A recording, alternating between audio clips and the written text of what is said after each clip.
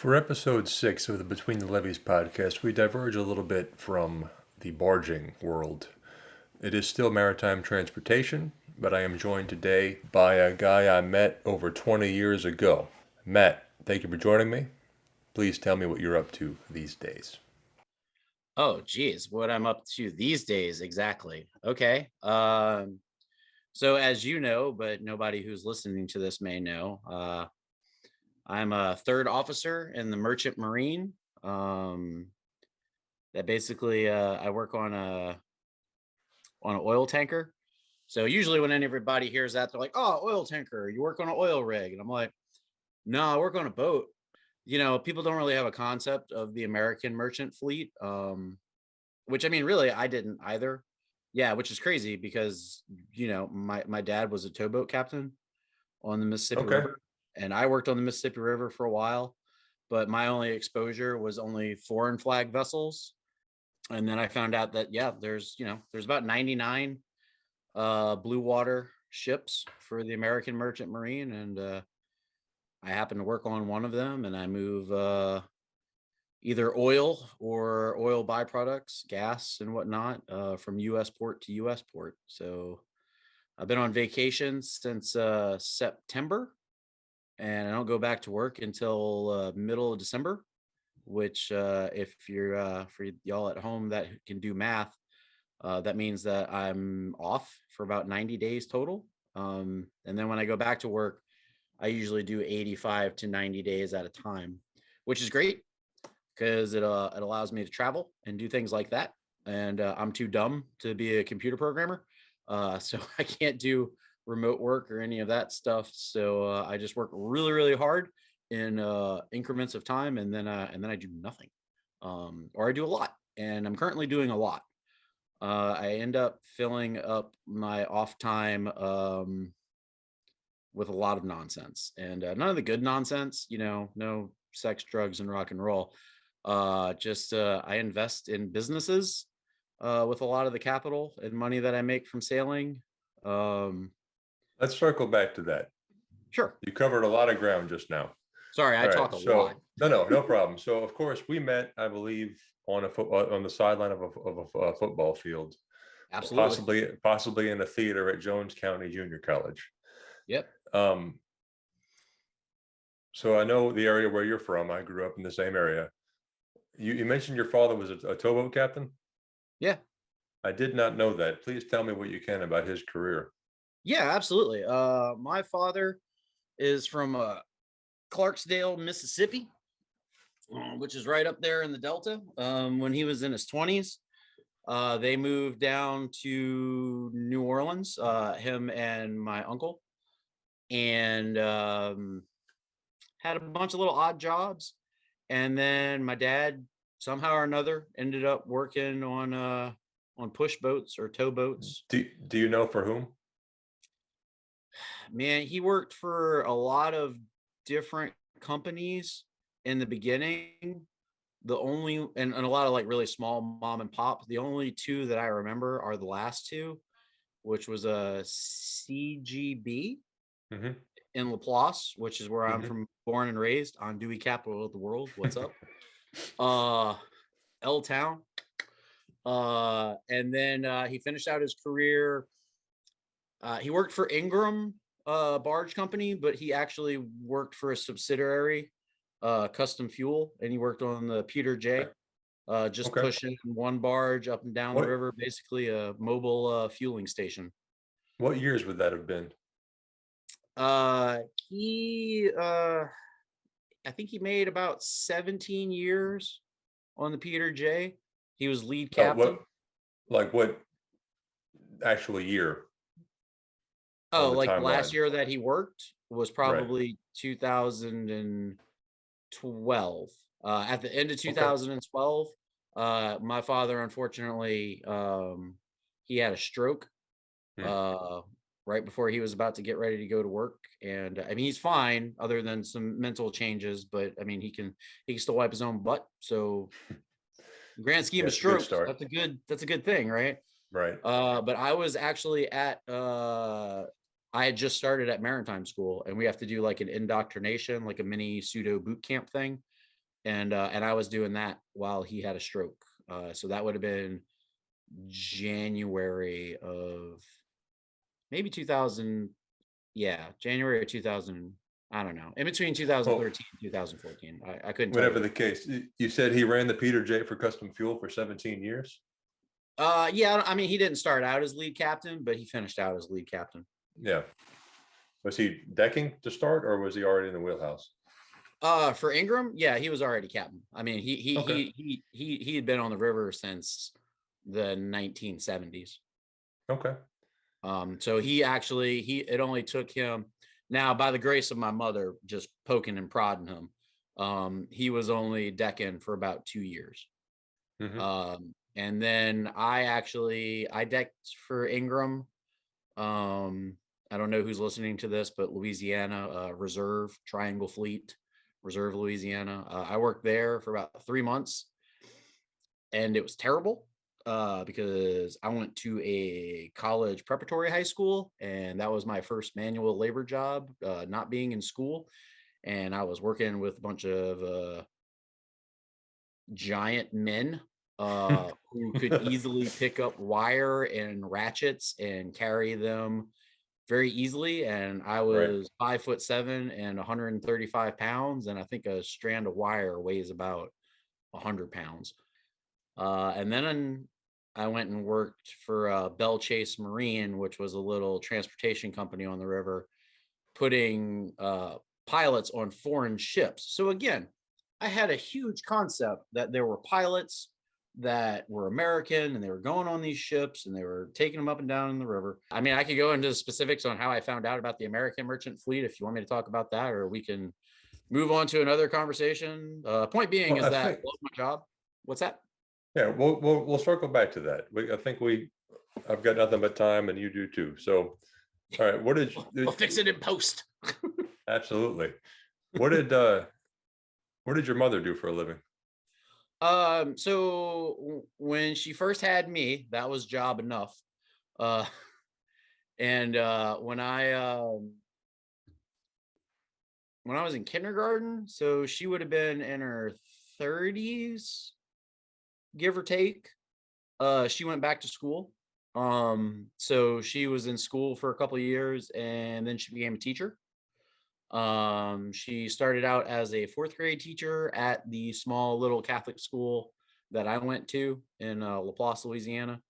And then she did that for a year, and then she was an art teacher for a year, and then she was a first grade teacher for a couple years after that. All total, she only taught for 9 years. And then once my dad started doing really well with Ingram, she realized that what she made in a year is what my dad was paying in taxes per year. So she's like, nah, I'm done. Yeah. She loved the job. My mom's a great teacher. She loves children, but she hates the parents Okay. because the parents just were meddlesome, especially in like a small town like Laplace, where it's a population of like maybe 30,000 or something like that. It might be a little bit Right. bigger these days. I don't know. I tend not to go back as much as possible, but I don't have any Sure. family that still lives there, and it's been a thing. But my mom is awesome. She dropped out of high school.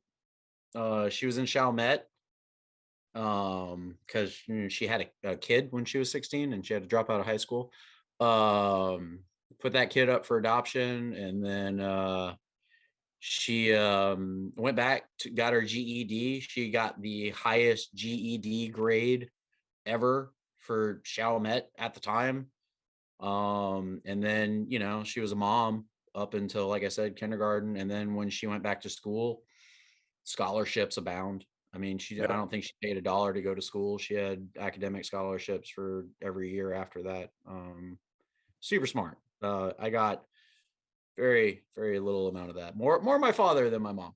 And if he Yeah. listens to this, he'll be like, yeah, that's fair. So I don't feel bad about saying that. Yeah, no, my mom's great. I love my mom. She's What one of about my best. siblings? Siblings? Oh, Hmm. man, dicey. Okay. Yeah, sure. So like I said, half brother that my mom put up for adoption when she was 16. Kind of crazy. We actually found him. my mom is like a super sleuth. So let me backtrack a little bit. My dad was adopted. And that's a whole other crazy story that we don't have time to get into. It's crazy. So my mom automatically had kind of a connection to my dad because she had given up a child for adoption and my dad was adopted. But man, this is a funny story. How to tee this up. So this is about my brother John, right? My brother John is my half brother. So I didn't know that she had a kid. She never told me because I was an asshole, and she was afraid that I was gonna like throw it back in her face when I was a horny 15-year-old, right? Mm, Like, mm. and she would lose a lot of ground being like, well, I had a kid, but so anyway, that's a little bit of the backstory. During Katrina, my parents had a file box, like a file box, right? And Hmm. I put all my important documents in that file box. And after the storm, I went to go and get those papers back. And I found a paper that she wrote in college. And I thought it was the paper that she had written about my dad. My dad had gotten really sick when he was in his 20s and went down to Oshner's. And she tied that paper to him being looking out the window at Oshner's to the river and seeing all the towboats. And that's how and I'm like, oh, I'm going to reread this. Well, that paper was about how she had a kid when she was 16 and put him up for adoption. So I was like, oh, didn't know that existed. So left that paper on their kitchen table with a note that said, we need to talk. And then we talked. And so that was, Katrina. So that was what, 2006, right? 2005, Five, 2006, late oh five. 2005. Yeah. So in 2008, my mom was fishing around looking for him and she found his brother or his adopted brother on classmates.com and reached out to him. And then he put him in contact with my brother John. And then we all met up. And I mean, he doesn't look anything like us. Like he's 6'3", I'm 5'7". My other brother is 5'10". Like both my parents are 5'5", so we're giants among them. But he's an ogre. I mean, he's 6'3", bald, giant dude. But I love him to death. He's I great. mean, We have a I'm lot of six. things. What's I'm that? 6'3". I'm 6'3" now too. Yeah, it must be nice until you get onto an airplane and then Just avoid but airplanes. Anyway, yeah. sorry. Go ahead. My wife is 4'11", so like I feel like a No man. kidding. Like I can get stuff off the middle shelf for us. Yeah. So that's pretty useful. Anything above that, I can't. How'd that get up there in the first place? Who knows? Um, but anyway, it's great, and I'm so fortunate that he is in my life. Because my other brother, can I curse? You can do anything you want. Yeah, my other brother fucking sucks. Mm. And I haven't spoken to him in 8 years. But just like so, when my dad had the stroke, my brother was in Ocean Springs, Mississippi. He's active duty in the Coast Guard. I'm a reservist in the Coast Guard, which I don't think I actually mentioned. But again, I We'll get ramble. there. Yeah, we'll get there. We'll circle back. But anyway, yeah, so he was in Ocean Springs. My mom was in Texas when my dad had the stroke. And my mom called, my dad called my mom, like, I don't feel good. I'm going to the hospital. So my mom like calls my brother and it's like, go to him. He could be dying, right? And so she's in like Victoria, Texas, I think, which is like maybe 5 hours Hmm. from LaPlace. And my brother was in Ocean Springs, which is like roughly 3 hours. She got there an hour after him. Let's see what I was saying. Your brother got there an hour ahead of your mom. Yeah, like he just took his own sweet time to get there, right? And then so it was a like that sowed the seeds. I mean, like I always didn't like him. Like I used to get bullied on the school bus and like he never stood up for me and he was always just my brother is kind of a chameleon in the way that if he's around cool people, he's cool as shit. Like Shane is the brother that I'm talking about. He's my full brother. In high school, like he played in a cover band, uh, Midnight Sun. All right. He did theater, like he was in marching band. He played saxophone. Like he had a personality, right? Because the guys that he hung out with had a personality. And when he joined the Coast Guard, he became like a law enforcement Coast Guard.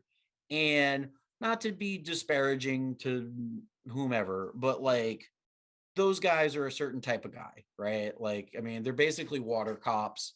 So like my brother all of a sudden like it's got a bunch of guns and he's like he smokes and he chews dip. But John's great.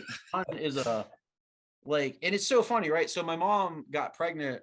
My mom sang in a garage band, right? Back in the 70s. And the guy that knocked her up was the lead guitar player. So John didn't know any of this, just naturally gravitated towards playing guitar and being in bands. Mm-hmm. And like he was a touring musician. Like his band went on tour with Better Than Ezra back in the 90s and early 2000s. Like just a 80s guitar player, like infinitely better than I could ever be in my entire life because I don't practice. He mountain bikes and I mountain bike. Like it's we just infinitely things in common. And having never met him and having him outside of my life so long, it really kind of like puts that whole like nature versus nurture thing into perspective. Like so Mm-hmm. that's pretty wild. So anyway, that's Shane and John. No other siblings that I know of, but you never know what my mom's got in her back pocket. Yeah. Were you drawn to anything in school? Obviously not subjects, but we met obviously in music, Yeah, in high school, um, or even before. Were you always drawn to more art no, than? no, Okay. not really. I mean, like, I went to grammar school in Reserve, Louisiana, which was really back country and I was never into that stuff. I mean, I was like way into cartoons and having an imagination and like I did theater, so like it was kind of a natural path, I guess, for lack of a Mm-hmm. better term, to get into music. But I didn't want to do music. Like I started saxophone in 5th grade because my mom forced me, and I didn't care for it, and but I stuck with it. And then I mean, I did band in high school, and I mean, I started out as a saxophone player. I didn't start playing bass, which we met probably in the orchestra pit until 10th grade, and I started playing bass only because I used to lie a lot, like really stupid shit, like I lied that I was a year older than I actually was. I once lied that Geronimo was related to me. Again, stories and fiction and stuff, always really drawn to. But it was like it was a really stupid shit that I lied about. And one of the things that I lied about was that I played bass. And then in 10th grade, I was like, oh, I could just learn how to play bass and then like make Yeah. that lie truth. And then I did that. All And then I right. started playing bass. And then like I only ever pretended to play saxophone the rest of the time that I was in marching band. Like I never learned any of the music. I Right. just carried it. Because I was just infinitely more interested in stringed instruments. And I mean really music I don't want to say it saved my life, but it I wouldn't be here right now talking to you had I not gotten into music and like and I listened to a lot of stuff. Like the first CD I ever bought was TLC, Waterfalls, like Crazy Sexy Cool. Uh-huh. Because surprise, surprise, and you know me as a metal dude, but 90s R&B like Boys to Men and stuff like that, that is my jam. Yeah, I'm with it. All Um right. but it was man, it was the high school dance and this band the Dispensers played. Like one of the guys went to Rummel and their band played, and that was like back when I was starting to get into like Blink 182 and stuff like that. And then they were like, oh yeah, we played at this place called Cypress Hall, and like I'm from Laplace, which is 30-40 minutes from like civilization. So I'm just Right. like, oh, so yeah, Cypress Hall. I know what a cypress tree is. I got one in the swamp behind my house. And I was like, I asked my mom, like, can I go to this? She's like, I guess. And yeah, and like after that first show, like it was all consuming. I mean, I started playing in bands. From that, I got involved. with straight edge, which I don't know if you're familiar with that term or anybody listening to this is familiar. So I like the three X's on my hat. So like basically there was this band in the 80s called Minor Threat, and they wrote a song called Straight Edge. And it was about how they didn't do drugs and they didn't drink and they didn't smoke. And it was clean thinking through clean living. And that kind of resonated with me because I was never into that stuff. A lot of it was because I was just on so many antidepressants and Ritalin and all that stuff as a kid Hmm. that I was just afraid to mix anything else with that stuff. But yeah, I mean, like my last sip of alcohol was when I was 17, so that would have been, pretty much the time that I started playing in bands. And I mean, Yeah. being from Laplace, where there's not a whole lot to do, and also being a person where, like, the first guy that I knew that died of a heroin overdose was in ninth grade. Hmm. You know what I mean? He was a guy that went to Rummel, but he was a part of that same music scene, and he just got into some shit. Yeah. So like I hung out with the stoners and stuff like that in high school. Not just the stoners. I was pretty much a chameleon. I could hang out with anybody. Like the people that I still kind of like low key keep in contact from high school, like it runs the gambit for sure. Um, but I mean, I've toured most of the United States in like a shitty van and slept on floors and like just played not good music, but passionate music, not decidedly not profitable, not profitable, uh, not profitable. Well, I basically got to see most of the United States in little increments for relatively cheap, so that was pretty cool. tell me more about that. What was your experience first going out on the road as a touring musician? Terrifying. I was Yeah. 19. I just lost my scholarship in college, so I didn't really know what to do. So we had like a Ford Econoline van, and we just packed up our shit. And I mean, it wasn't a big tour. It was like a week to maybe 2 weeks. We went from New Orleans, played Pensacola, and then from Pensacola went to Tallahassee, maybe, and then Tallahassee we went down. I think we played like Jacksonville or something like that, and we went all the way down to Miami, and then back up, and then like Birmingham. Like it was terrible. Like I didn't have a degree in logistics. Let's just say that. But like there was a guy, an older guy in New Orleans that like booked shows and stuff like that, and like he had a bunch of contacts because this was like, I mean, I was 19, so that would have been 03, 04. It would have been 03. Yeah.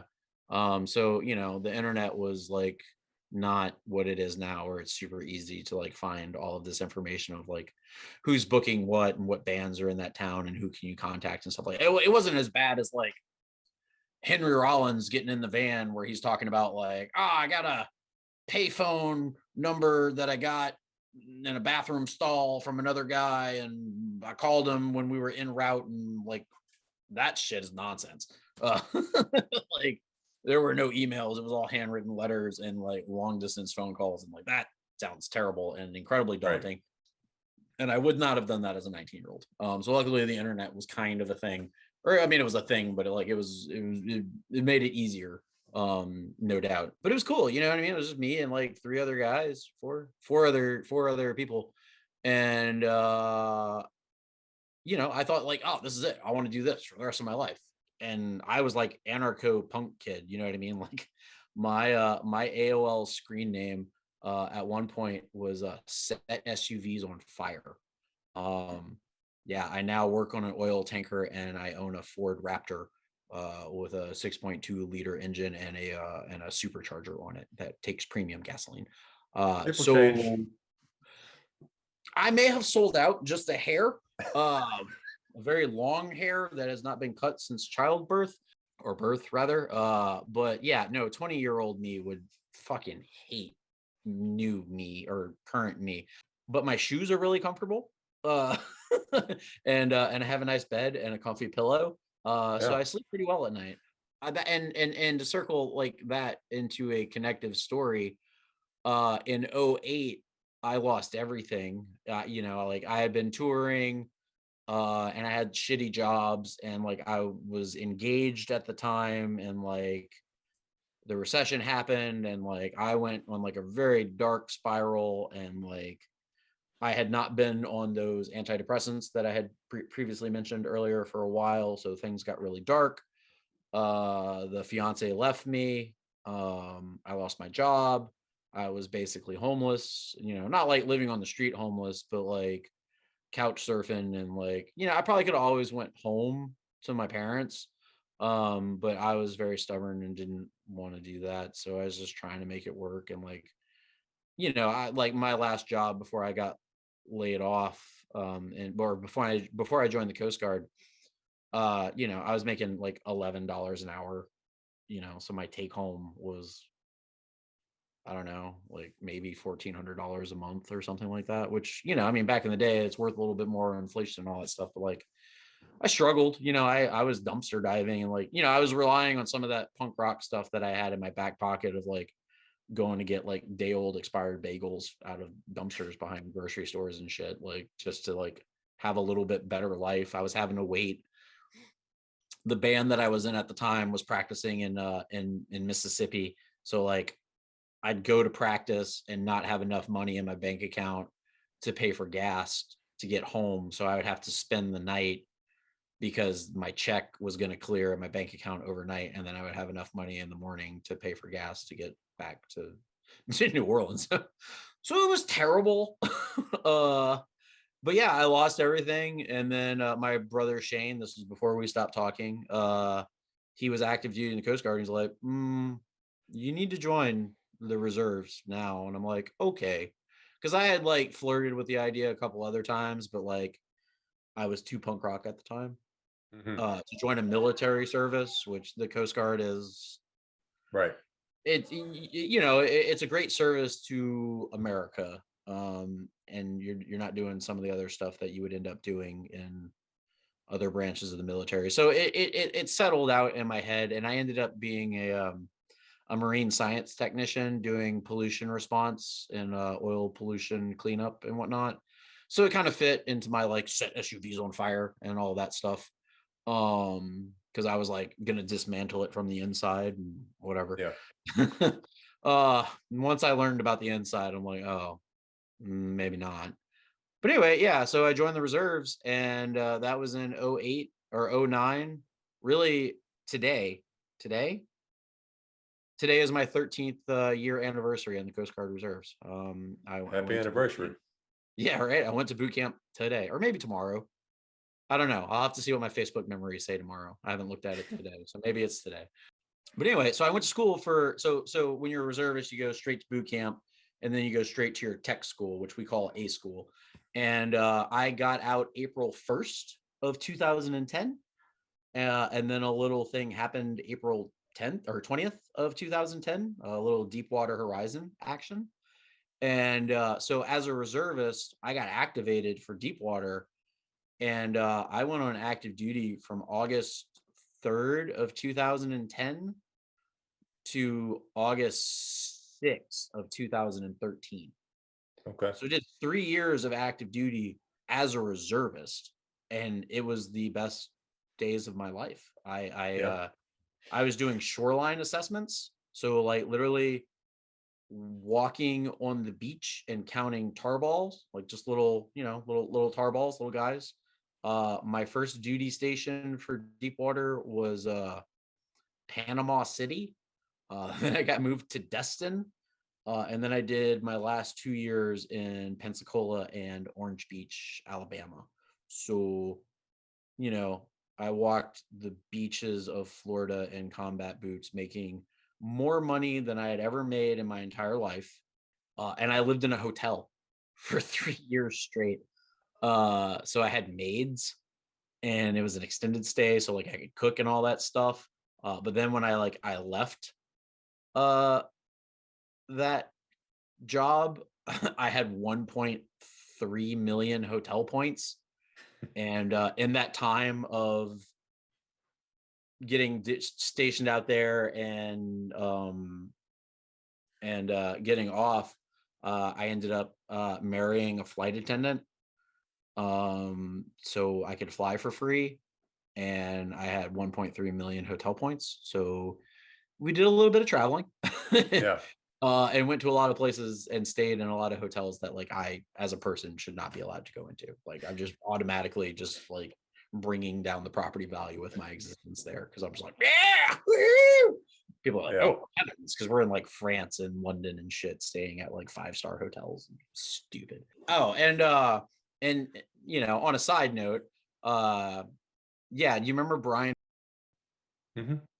Yeah, I married his sister Okay. by accident via OkCupid. like like she messaged me and she was like, hey, you seem really cool, but I'm going to Thailand for 2 weeks. I just wanted to say hi. And I'm all like, okay, so. And so she left, and then she comes back, and we're like messaging on the OkCupid messenger app. So like, it has her like username. It doesn't have her actual name, but I knew her name was Shelly. Um, but but she gets back, and I'm like, oh, things are getting serious. You should add me on Facebook. So she adds me on Facebook, and I'm like, ooh, I recognize that last name. I like scroll through, and Brian's stupid face is like sitting there, and I'm like, is Brian your brother? She's like, yeah. Not only did I go to high school with him, we were in the first band that I was ever in playing bass. It was me, him, and a couple other people that were from my grade. And it was called Scab. But we practiced at Brian's house. So like I had already met her mom, and like she's older than me. She was in college when I was in high. She's 4 years ahead of me. She was born in 1980. I was 84.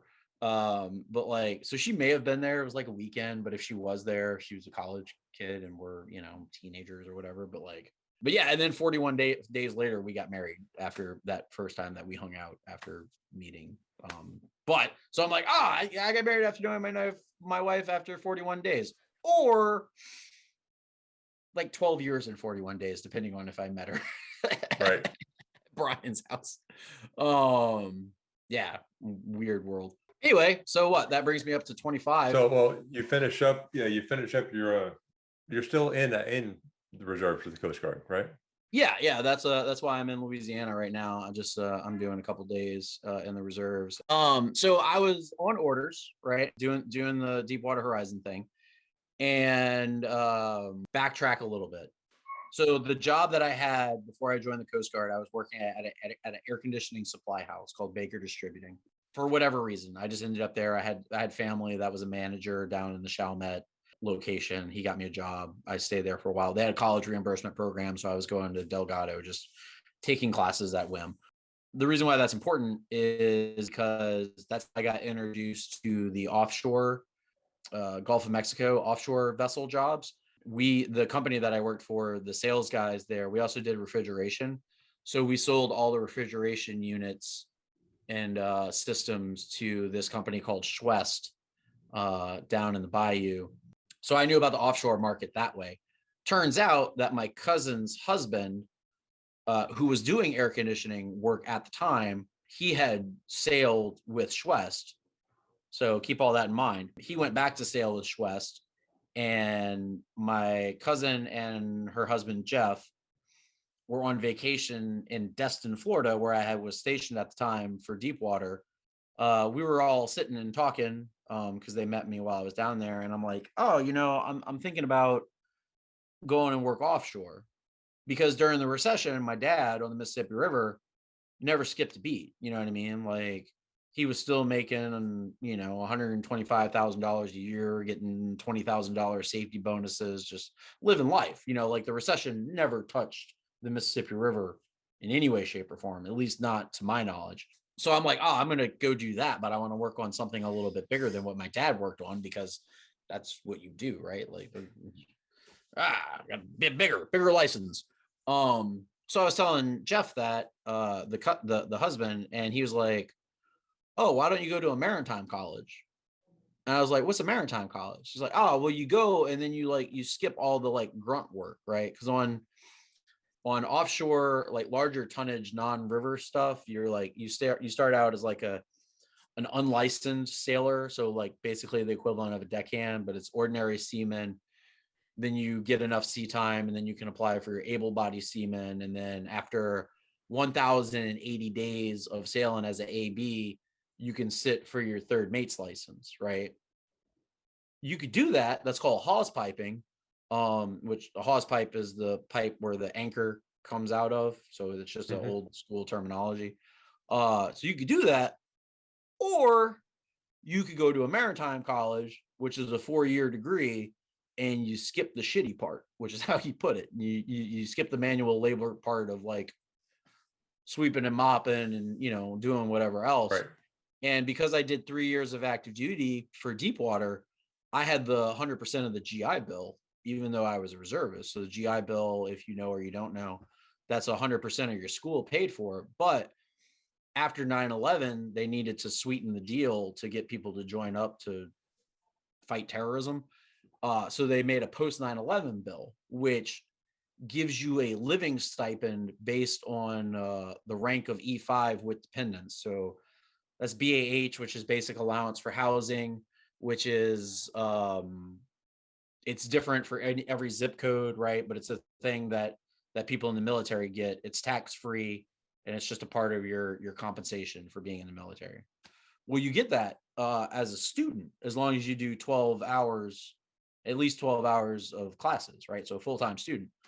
So I did that, and I ended up going to SUNY Maritime College, which is the college itself is in the Bronx, but the zip code of the college is attached to Manhattan, which Manhattan, as you know, expensive real estate. So the housing allowance there is pretty high. So my rent was like 1850 a month, and my wife is a flight attendant with JetBlue, which is based out of JF or based out of New York City. So like we were basically able to live off of that $3,700 a month and then save her entire paycheck for like 3 years straight. So like I went from basically being homeless, having a super shitty job, to doing 3 years of getting paid to walk on the beach, to another 3 years of going to college and not having to work. So I had like a 6-year span of making more money than I'd ever made in my entire life, and doing like fuck all of nothing except for walking on the beach in combat boots for a few years and then being a professional student. And then I went to school to be a mariner, and I only work like 6 months out of the year. So like how many people have that life? Not a lot. How do you handle reservist duty while you're at sea? Man, it used to be great. The command used to be really lax, and I could just basically batch drills. So like I wouldn't be able to drill for at least 2 or 3 months. And then I would just come in and I'd batch and I live in Chattanooga, Tennessee now, but I've been stationed at Sector New Orleans because I still have family here and I still have friends and I still really like the food. So, Sure. so I'd like to come down here. But they would always just let me, I would have drills one weekend, right? So then I would do 2 days of drill Thursday and Friday, and then I would do my the reserve drill Saturday and Sunday, and then I would do Monday and Tuesday. I'd batch it that way. Right. And then I would try to come down the next 2 months when I was still off the ship. And they've been really cool with that for like 6 years, no, 5 years now. And then all of a sudden, they just got some new command there, and that came to a grinding halt. So I'm actually, like I said, I'm in New Orleans right now doing Coast Guard drills, and they let me drill during the week, but I have to like document every minute of every hour on what I'm doing and how it's a benefit to the Coast Guard at large. Right. Because I work in a response unit, right? So if there's nothing to respond to, there's nothing to do. But somehow this is an issue. I don't know. So we're still working out the kinks. I have the ability to transfer closer to home up in Nashville, and I also don't necessarily need to, I don't want to get out. Like I love my country, and I love the job that I do, and I love the people that I work with. So I would hate to get out, especially because I'm at year 13. So I only have 7 years to go before I can like do my 20. Like I won't get a pension from that immediately, but I'll start getting one when I'm like 55 or 56 or something like that. But anyway, yeah. So we'll see. Tell me how you got into working every 90 days on a tanker, and what is that job when you're at sea? I went into the maritime industry after I had married my wife. So as I alluded to earlier, I'm too dumb to do like remote jobs. Like I can't program. I can talk a whole lot, but I can't put it in a blog post that somebody would pay for. We'll see how that goes. I just started investing in real estate pretty heavily. All right. So I started an Instagram page called the Heavy Metal Investor, which is funny on two fronts. One, because the money that I get to invest in real estate comes from working on a ship, which is made out of heavy metal or metal that Hmm. is heavy. Right. And I listen to heavy metal. So double Yep. entendre. Gotcha. All over it. um, we'll see. I'm thinking about turning it into kind of a podcast to where I talk about people that have also come up through like, maybe not as similar, but like just a musical background and like going off on a tangent. We'll talk about that later if we want to talk about it, but it's in such a small infancy that it's not even worth talking about. Right. But with that said, so I married my wife, and I knew that the maritime industry was a thing, and I knew that and there's different jobs, right? Like I could work closer to shore, and I could be like 2 weeks on, 1 week off, or that's what my dad did on the Right. towboats. And that's all fine, but that's like not a lot of time off, because if you're working 2 and 1, and is that what you work? Kind No. of. No. No. Oh, I'm a regular. I'm shoreside. okay, sure said. So I'm just 5 days a week. Yeah. Okay, yeah. When I was in fleet dispatch, I was 7 and 7. There you go. Yeah, I knew there was a connection there. Yeah, but like when you work 7 and 7, or 2 and 1, or 3 and 2, or 4 and 2 rather, is usually the closer one that it is.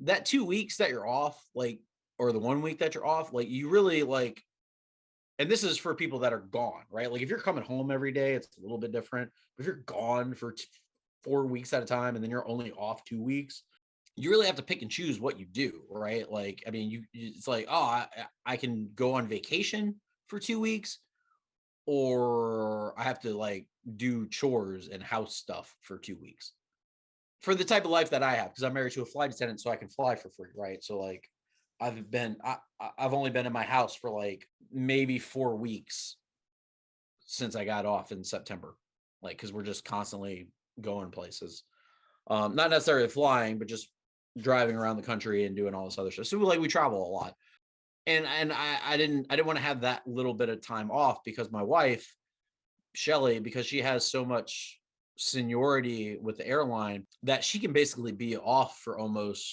4 weeks at a time.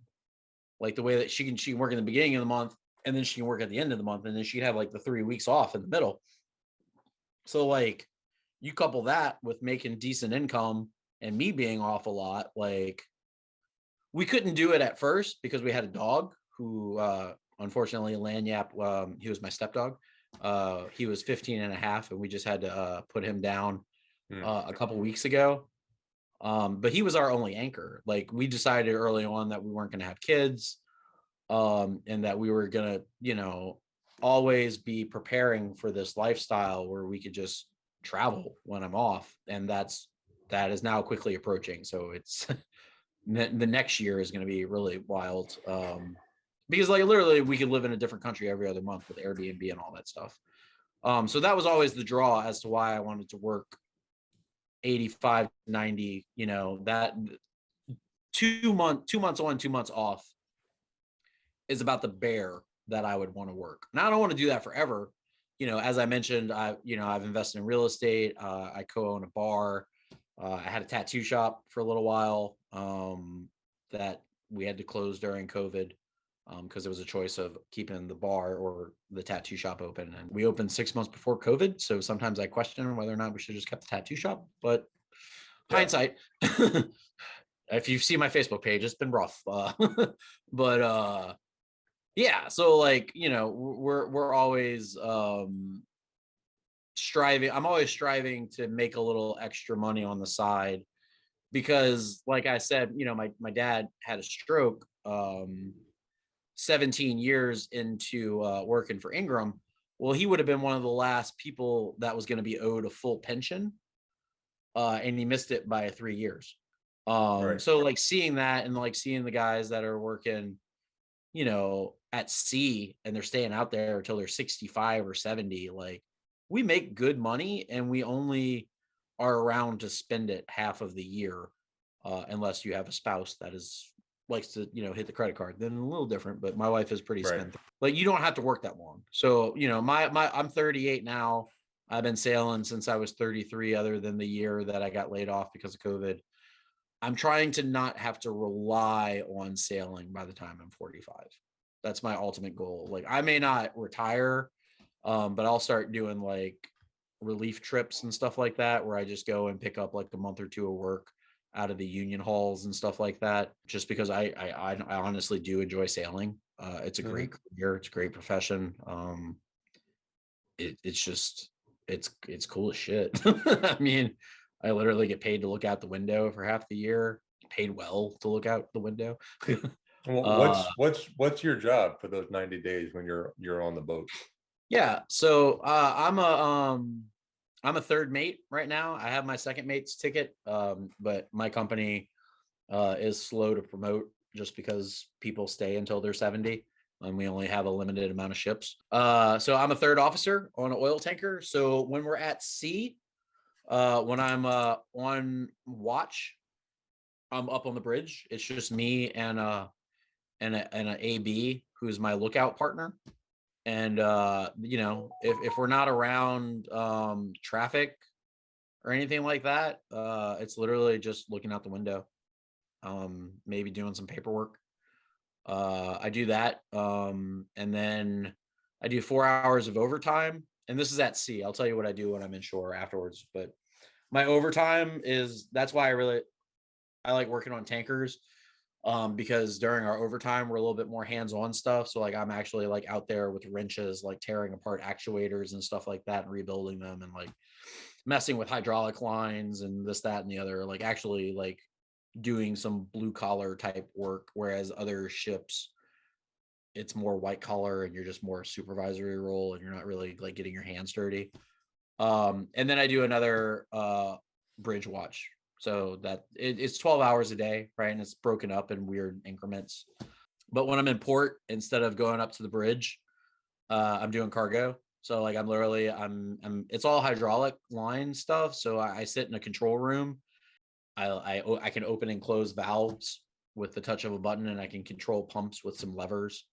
I don't have to do anything outside. Like you still have to go outside because you're still like looking for leaks and stuff like that. And you're checking the tension on the lines and stuff like that because you can't trust your unlicensed guys to do it. Unfortunately, sometimes you can. Sometimes they're great, but a lot of times they're terrible. But yeah, I like literally like if we're doing, if we're loading, then I'm getting ballast, like the water, off as quickly as possible and replacing it with cargo and putting it on the ship in a way that it doesn't break the ship in half. And then if we're discharging, I'm getting water on as quick as possible, and I'm trying to discharge the ship without breaking it in half.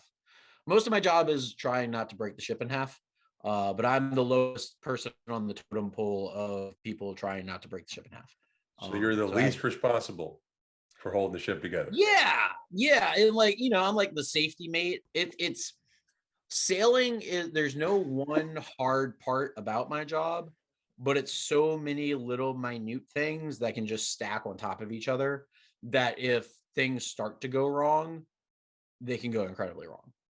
The American merchant fleet, a pretty good track record, other than that time in the 90s when the little ship called Exxon Valdez had a little thing, which that captain was an alumni from my college, but it wasn't his fault. He wasn't on the bridge. He was off. It was a bunch of things. If you're ever really interested, I'll talk about it, or you can go and read the actual reports. But like when you're the captain, you're basically the fall guy. Like that Hmm. is like, I don't know if you ever watched How I Met Your Money, How I Met Your Mother. But Hmm. Barney Stinson's job, where he like his job, and if you'd ever seen it, I'm spoiling it for you. I apologize, but like his whole job was to sign documents for things that were questionable at best that this company did. So he just got paid to be the fall guy, and that's a lot of what the captain is. Like you don't do you're there for to fill out some forms and to make some phone calls and make sure that the ship is running the way that it's supposed to. But to his credit, if things went horrible, he was there and he knew what he was doing, and he was a great person to have on the ship. So like Right. they're there when you need them, and you really don't want to see the captain unless you need them, because they're basically the CEO of the ship, right? We're like our own little company. Everybody's got their own specific job and stuff like that. So like he's the boss. Yeah, I mean sailing. I don't know, man. Like it's a good job for me. You know what I mean? Because like I'm super ADD, but like I can't be on that stuff and still be in the military. But like there's so much structure in my job at sea that like it's Groundhog's Day, Hmm. and I just it's real easy for me to fall in line and do what I need to do. And like so much to when I come off the ship, like I need like a few days to like decompress, because I just Hmm. like I can't, there's only 20 other people normally on the ship with me. So like as long as all those people can at least show up to their job on time. Like there's some guys where like literally all I need them to do is be present, and like I'll do the rest. You don't want it to be that way, but I can deal with it. Smooth sailing, easy peasy.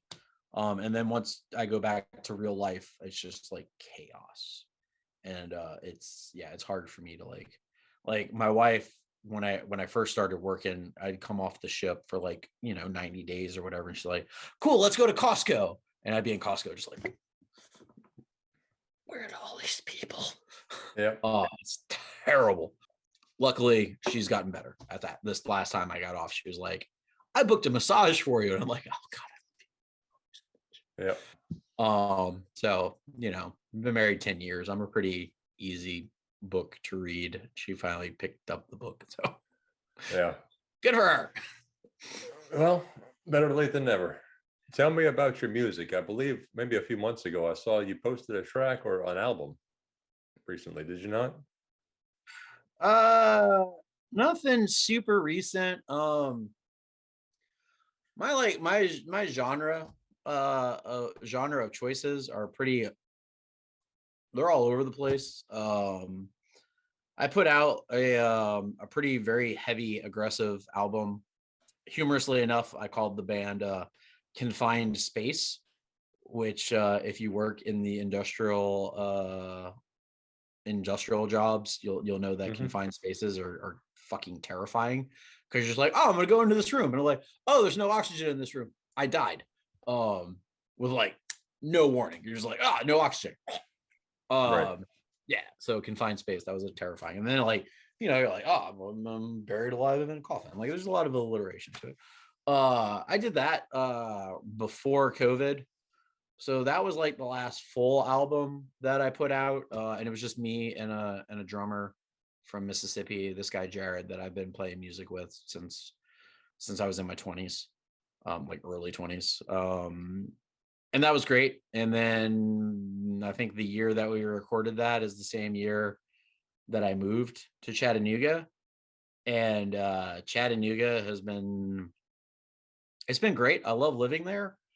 But it's hard to make friends, right? Because like you'll come home from sailing and you'll be like, hey, what's up? Oh yeah, you're cool. Oh, hey, what's up? Oh, blah blah blah blah blah. They're like, cool, new people I just met. I'm leaving for 3 months. Bye. And then Right. like they don't think about you. So it's like I've tried to start some music up there.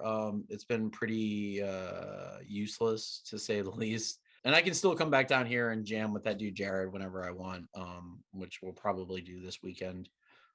That's one of the other reasons why I've kept my drilling status with the Coast Guard Reserves down here, is to go hang out with him. But Yeah, I mean, I'm doing some like electronica music and stuff like that that is easier for me to do on the ship. So like literally I have a travel guitar, like electric guitar that's like yay big. And I bring that with me, and I have an iPad and a little keyboard, and like I'll that's one of the things that I do to waste time is like I'll write music on the ship. I haven't been doing it this last year just because I've been jumping ships. I worked on one ship when I first started in 2017. I was on that ship for 4 years. And then I got laid off for a year. And then when I came back, I've worked on 6 different ships in a year. Okay. So a lot of jumping around. So I've been really Spartan in what I'm bringing on and off of ships.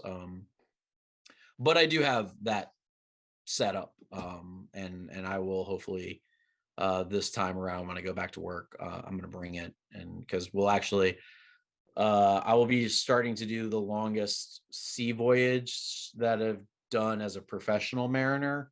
When I was in school, we have a training ship, and I took that across the Atlantic to Europe. So that was like 21 days. But when I go back to work, we'll be moving biodiesel from Mobile, Alabama to Long Beach, California. So down and Okay. through the Panama Canal and back up. So it'll be like a 14-day transit, a lot of that, just right in the middle of nothing. So I'm hoping to go to the gym more, because I should, because I'm chunky, uh and to work on music a lot more. Those are the goals for 2023. And I'm working, yeah, I'm putting together an album of just me, for better or worse. I'm a terrible drummer, but I got a drum set, or an electronic drum set. Yeah. But yeah, oh god, I'm terrible. But I'm playing music that's sparse enough to where as long as I can count to 4, it'll be fine. Hmm. So, Cool. uh, yeah, that will hopefully be coming out sometime next year, and I'll probably like put it on a cassette tape or something, because like that's popular now. Like my last band put out cassette tapes and people bought them, and I'm like, okay, sure, it's really cheap for me to make, and if that's what you want. Yeah. So I did a digital release and a cassette release, because I'm too cheap to do a 7-inch. Punk music is like really, yeah, they don't do CDs anymore. Like you can't give CD, well, I mean, you give CDs away. Right.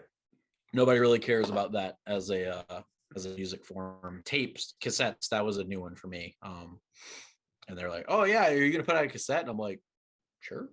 It was Yeah. like $300 to like press 50 of them. And I'm like, all Hmm. right. And luckily I'm in a position in life where music is a hobby, and I know that it will only ever be a hobby. I have no delusions of grandeur of, I'm 38 years old. Like I ain't gonna hit, maybe I'll write a song that people like and it'll do something, but I doubt it. So it's just a hobby. And it's a hobby that I am comfortable with losing money at now. Like now when me and my friends are talking about going on tour, we're like, we should play Atlanta, and we should play Orlando, and we should play Virginia. And like the reason why we're thinking about those places is because of like Six Flags in Atlanta, Universal Studios in Orlando, and like Busch Yeah. Gardens. Like we're trying to make it a vacation at this point. Like we'll Right. just play one day, and then we'll go ride roller coasters. It'll be sick.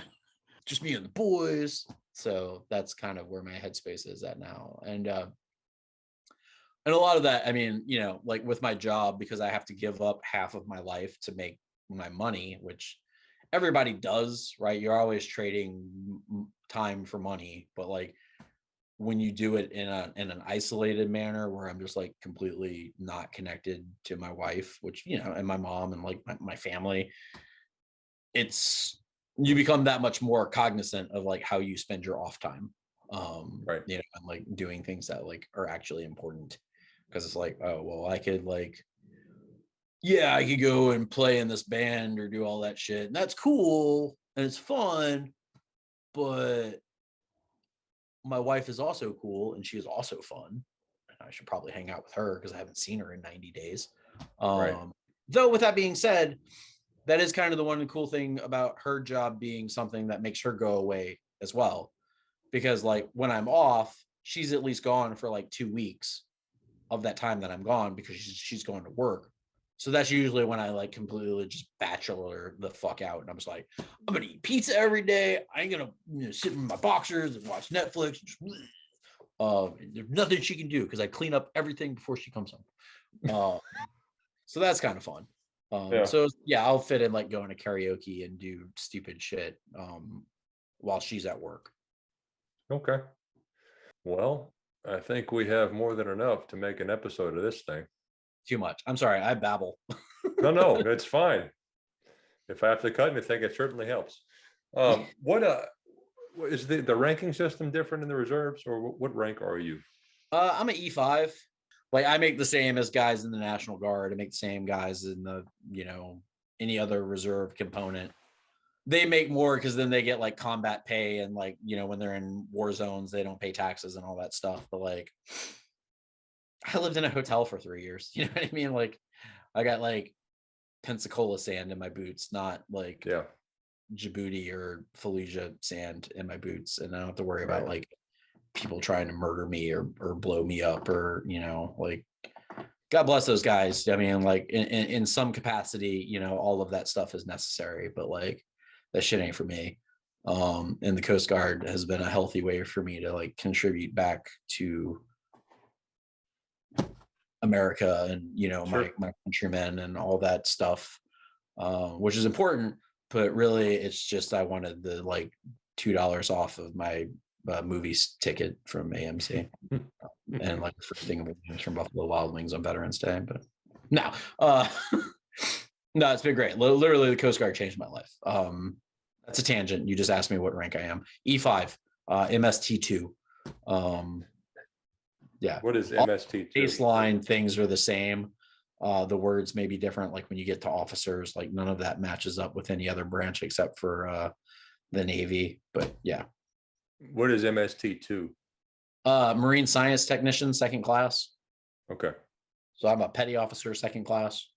Hopefully 1st class here by the end of next year. That's my goal. All right. Anything else you want to cover? I mean, thanks for having me. This is my first podcast. I'm trying to figure it out myself. This will be, I think, the 3rd episode of this one podcast, but I've got 6 of another. There you go. That's the river worker ones or whatever. Yeah. Oh, this will actually appear on that one. Most probably. I think I've got plenty enough to put something together. Yeah, I mean, I love me. I'm my favorite topic. So I know a lot about this particular topic. So I just found that out. That I know a lot about my own life. Yep, sure did. Thank you for your time, man. Have a good weekend. Hey, you as well, bud. We'll be in touch. Okay, bye.